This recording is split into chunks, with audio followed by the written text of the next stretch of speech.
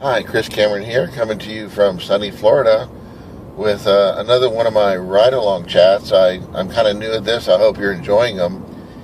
And just trying to give back. I've learned a lot from YouTube, just trying to give back something. And today's on a success item about losing things. And we all go through that, I'm sure, during our lives where suddenly something just vanishes. Something important. Like a wallet or our keys, or we lose our drink or something. We just can't locate it, or a tool that we need to do our job, whether it's wrench or scissors, and you have no clue where to start, where to find it. And if it happens to you a lot, like if you're putting something back together, I've done a lot of that in my past. You can't find all the parts; they're all confused, and it's very frustrating. I saw a buddy of mine take a part of a car apart, and he was just throwing the bolts on the garage floor. And then when he went to put it back together a few days later, when he fixed the car, he had to search 1 to 15 minutes for each bolt. I mean, that's a long time, and it took him a long time to put it back together. So, how can you reduce this? How can you keep from losing things in your everyday life, whether it's your car keys? That's a classic one. You lose track of them, or you lose your purse or your wallet, and you need it. How do you do that? Well, there's a couple of things you can do. Is the first of the two main things is to have a regular place to set things down. So, like when you get home, you just flick your purse this way, flick your keys that way, flick your shoes that way, as you're walking through with your mind all the time on fixing dinner, or going into the bathroom and having a break, or just lie down or flop down, and everything just flies off you.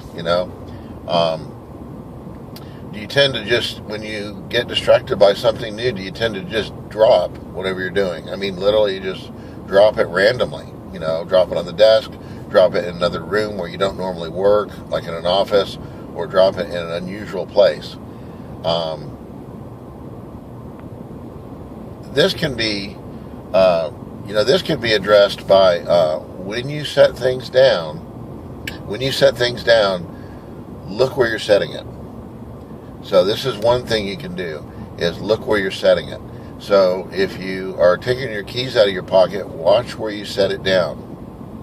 So this is the start of not losing anything ever again. So if you have your purse, you don't just flick it off. You set it down and you watch where you set it down. So you stop all the mental chaos and the confusion. A lot of times you're distracted by your thoughts or your activities, so you don't see where you really set things down, or you let go of things. So that's the first thing, is to concentrate just briefly, or not even concentrate, just focus briefly on where you're setting things down. That'll stop a lot of it. The other one that's really powerful is you don't set things just anywhere. Like, you don't just set your keys wherever you happen to be when you decide to flick them out of your clothes or out of your purse, or you're done driving, or you're done working the doorknob. You should have a regular place for your keys, that you put them there all the time, or a regular place for your purse or your wallet, a regular place for your shoes. So whatever it is, you have a designated spot. So, like, for instance, my keys will either be one of three places in their entire life. That's the goal, of course. It's not always true. I've lost my keys too, even since. But they should either be in my pocket, on a hook in the garage where I keep all the keys for different things, or they're in the car's ignition. That's the only three places. When I'm busy working on a car, like say I want to vacuum it, and I got to go grab the keys and roll down the windows. That's a unique situation. I don't like to leave the keys in my car because I'm going in and out, and I don't want to, it's illegal to leave your keys in the car when it's unattended, but also for the safety of your family, your kids, and the neighborhood kids that are not well supervised by their parents. Of course, that causes a whole other level of chaos. But, what do you do there? Do you leave them in the car? Do you stick them in your pants? A lot of times I'm wearing baggies. I'm not really dressed to carry that stuff around. I don't want it in my pocket. So what I'll do is I'll make sure I walk it back and put it back on the hook in the garage, or, which sounds a little odd because then I got to go get it. And the other thing I'll do is, if I do set it on the car seat, I'll really watch. That's normally the time that I lose track of where my stuff is when I put them in some unusual place, you know. So just wanted to let you know about those 2 tips. If you put them in a dedicated spot, you shouldn't lose them again. That really helps because they're only 1 of 3 spots. If I check those 3 spots and they're not there, there's a third thing you do to help you find them. It won't keep you from losing them, but a third thing you can do to help you find your keys or whatever you're missing is to mentally retrace your steps. You know, they say, when did you last have it? Well, if I knew that, I'd have my freaking keys, But anyway, but you think about it, you were washing the car, doing something unusual, friend came by right when you were backing in, or if you lost track of something else valuable, what were you doing? And a lot of times you can think back and see that, the last time I remember them, I was working in the garage. So then you can take a look around the garage.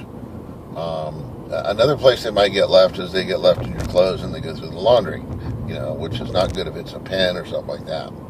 But those are my 2 main tips, is to watch when you set things down, to put them, if possible, in the same place, in a consistent place, so that you can find them.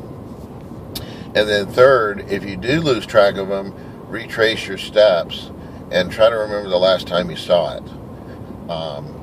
So that should really help. So if you enjoy watching my videos, again, these are some basic things, but people might not know these things. That's why I publish them, to help make it better. I really appreciate you hitting the like button. This is Chris Cameron, and have a great day, okay? Thank you now.